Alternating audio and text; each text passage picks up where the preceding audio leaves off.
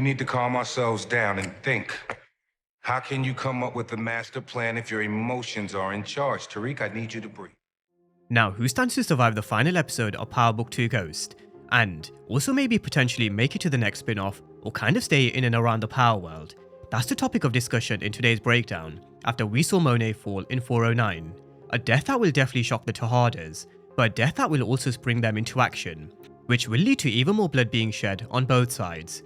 A lot of bodies will definitely drop, but I also feel like the threat of law enforcement is still very much alive, and we can't rule out some of these guys being put in an orange jumpsuit. For example, Brayden Weston and MacLean. I think we're going to get a mix of both. Law enforcement might pick up a win or two, and we might even see another major death. So in this video, we're going to be running through the impact of Monet's death on the Tejadas, their revenge plot, who could actually survive on the chessboard, not just with the Tejadas, and who could potentially end up in jail, and why. But first, in my trailer breakdown, I wasn't able to dissect the episode title or the synopsis for episode 10, because that information hadn't been released. However, I do believe we now have the info, so we're just going to take a quick look at Ghost in the Machine. That's the title for episode 10, and the very vague description. The epic conclusion to this chapter of Power. So, what do they mean by Ghost in the Machine?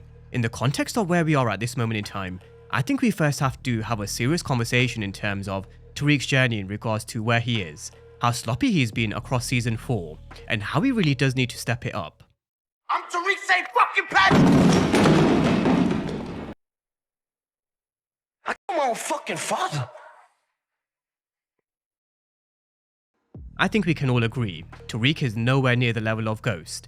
For majority of season 4, he's been going around in circles. Let's not beat around the bush. He doesn't seem to have anything under control. One minute he's trying to find Diana and potentially taking her off the chessboard, and the next minute, he's there for her because they have a baby together. As unfortunate as it was in terms of Diana losing the baby, Tasha did give him a wake-up call, told him to be smarter and be more strategic, where his answer basically was, he can fix any problem he's in, he's not Ghost. He came up with a plan to get Detective Carter, but we all saw what happened soon after. Fuck. The gun on me? Huh? In church? Oh, you definitely going to hell. Stay. Now the problem is, Ghost wouldn't have fluffed this situation. He was a master strategist, always working in the shadows, working behind the scenes, in essence, just like a ghost. So, we do need to see more from Tariq. He can't be sloppy like he was with Salim in 404, or how he managed to fluff this situation with Detective Carter, which allowed him to warn Noma. If he is going to make a plan, he needs to be smarter, more strategic, and he does need to execute it to perfection. And with that being said, I do think he will turn it up a notch in episode 10. Ghost in the Machine, in my opinion, means the lingering influence that Ghost still has on Tariq, and as he moves forward, to kind of overcome the position that he's in, we will probably see how there is a part of Ghost in Tariq's machine. But let's wait and see, because I am tired of Tariq saying shit like, he's the apex predator, he's Tariq St Patrick, he's smarter than Ghost, because the fact is, he isn't. So, let's see what Ghost really is in the machine. Now, in terms of the synopsis, it says the epic conclusion to this chapter of Power, and I do think this story will continue beyond Power Book 2 Ghost, because in essence, they're calling this a chapter. This chapter will be closed, but the book in essence isn't complete, and I do think that will be the case for a couple of these characters. So with that being said, I think that brings us nicely on to who could actually survive this chapter of Ghost, and potentially make it to whatever comes next in the world of Power. Now, we all know Monet's death is going to have a huge impact on the Tejadas. In the short term, it might cause a bit of a divide because the Tejadas, they've never been on the same page. From day one, Cane's always wanted to do his own thing, Diana's never wanted to be in the game, and neither has Dru. But in more recent times, you've seen a real turn in Diana's character after she lost her unborn baby. Dru seems to be relishing and loving this newfound power and importance that he's found under Detective Carter. And well, with Cane, he thought he had the perfect plan to level up in the streets by marrying Noma. Unfortunately, that's definitely gone too. Not that Noma would have ever seen him as an equal anyway, something Monet did warn. Now, are you sure you want to do this, son? She's never going to be able to see you as an equal. She's only making you feel good because you got something she wants. No. Now, I do actually wonder, with Monet now gone, I wonder how much of an influence Jeanette will have on the Tejadas. We know she's someone who had a really close bond with Monet that dates all the way back to their childhood, and I think she'll also be hurting. I think we've kind of overlooked Jeanette over the past 2 breakdowns, but it's definitely something that we have to keep in mind. What will she say to the Tejadas and also Bronze, played by Little Dirk? Will she tell them enough is enough, they've lost way too much already? Or will she be on board with them needing to get revenge? Because with Monet's death, we are going to see the Tejadas coming together at some point, looking for revenge and looking for blood. We've got Bronze in the back also in on this mission. And in terms of the theme of this particular breakdown of survival, I wouldn't be surprised one bit if he is another casualty on the Tejada side, something that Jeanette has to deal with later on. With Cane, we also have Woody MacLean put in a powerful performance in 409, and he's definitely going to follow it up in episode 10 with another. That's just what Woody MacLean can do. He's going to be full of raw emotion, pain, hurt, anger, and also confusion. There's going to be a mix of emotion from Cane's character, but one thing's for sure, he is going to have 2 guns in hand and 0 fucks to give. We've got him in the airstrip in a shootout of some sort, either with law enforcement or with Noma's goons, or potentially both. And it does look like he does have his back against the wall. So, will Cane survive episode 10? I personally still think he will. I think from the trailer they kind of want us to think Cane could be in danger, and even though he is going to put himself at risk, even though in the trailer we see him being shot in the arm, I just don't see how they get rid of Cane after they got rid of Monet in 409. Monet's death would have served as a big plot for the Tejada kids to grow in season 5, if there was a season 5.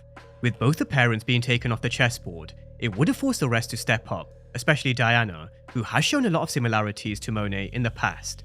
So, I personally can't see another Tejada death. However, they still need to find a way out of this chaotic situation at the airstrip, where law enforcement also seem to be present, and so we can't rule out maybe 1 or 2 or maybe even all 3 potentially being arrested. That could also be a possibility. Now what about Noma? Ironically, before episode 409, I did raise a perspective of her potentially surviving and fleeing to London or Nigeria. Some of you guys may remember me running through this particular perspective last week, and after the events of 409, especially with what we see in the trailer for episode 10, with them at an airstrip, it does seem like it really could be a possibility. Noma could genuinely end season 4 fleeing the States, either going back to Nigeria or potentially going back to London. We have to remember, season 4 wasn't supposed to be the last, and they would have kind of ended this season with a cliffhanger or 2, going into what would have been a season 5. Of course, Noma definitely has to be taken off the chessboard, there's no doubt, or I do think we are going to have a bunch of very angry Power fans, but they've kept someone like Dre around till the end of Power, so Noma surviving and fleeing the States, I genuinely don't think it can be ruled out at this moment in time, especially with what we see in the trailer in episode 10. It could potentially be a story that rumbles on into the next Power spin-off, where we have to kind of wait for this revenge on Noma, because the revenge story on Noma could have genuinely been a plot point for season 5. Let's wait and see. But it's still Noma's business. You want it in the game, now you're in.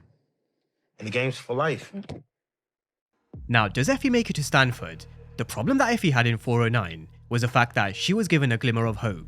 She finally received her acceptance email from Stanford, only for her bubble to be burst by Cane Tejada, who basically said there was no way she could leave the game, which she should have known. She said it herself in 402, with Noma you're either in or out with a bullet. However, with all this chaos involving Noma, Effie would have had the perfect opportunity to kind of just get out of New York. Unfortunately, it's not that simple.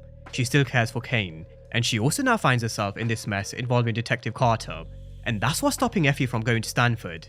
She still needs to deal with this first and also hope Noma's also been taken off the chessboard. And we are going to see Effie on a mission again in episode 10, trying to retrieve the CCTV of Tariq and Brayden killing Zion. Whether she comes across Kamal Tate's dashcam footage as well, let's wait and see. We're going to kind of touch on that in just a moment. But she will be on a few missions in episode 10, but will she survive? I think she will, but I don't know if she deserves a happy ending where she then goes off to California.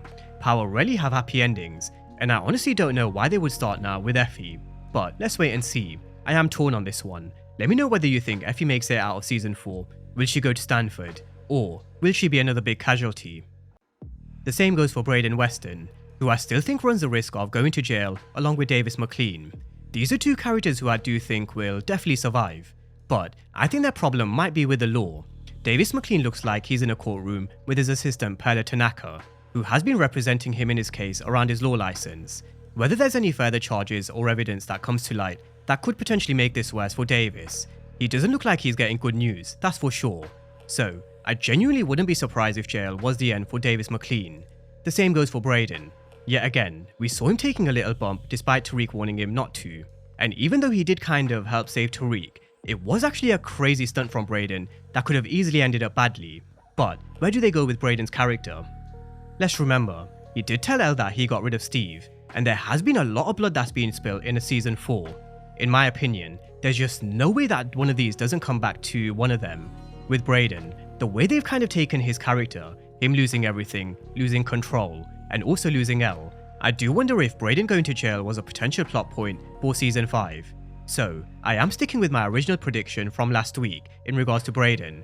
I do think we can make a very good case for Brayden ending up in jail come the end of season 4. You kill me, your life is over. How you gonna get out of this one, brother? Now, onto Detective Carter. How does Tariq play this, because this one definitely is a bit more complex. You can't just get rid of Carter because of who he is, and also because of what he has in terms of the CCTV footage of Tariq and Brayden getting rid of Zion. So, he definitely needs to listen to Davis MacLean for a change, control his emotions and think, find leverage over Detective Carter, which I still believe has to be what Carter did to Kamal Tate. Whether it's by finding the dashcam footage on his laptop, or maybe being exposed through Detective Nico Halston, I do think Carter being exposed in terms of him being a dirty cop who was also behind the death of a congressman's brother has to be revealed before he meets his end, and I do think he will meet his end in season 4. There's just simply no other option for Tariq, Brayden, and Effie. However, I still feel like there is a bit of a twist to the tale.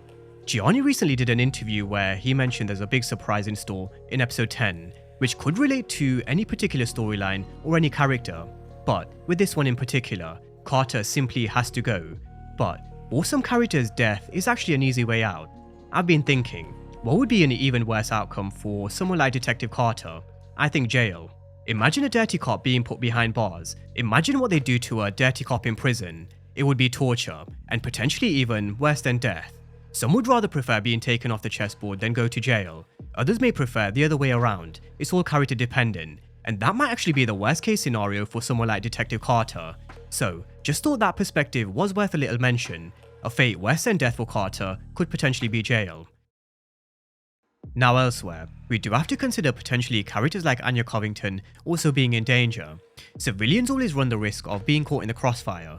So, we all know she's finally going to realize who her mother really is. She may even find out she was the one behind her father's death. So she's someone who isn't going to kind of listen to her mother, even if all Noma wants to do is get her out of the way and to safety.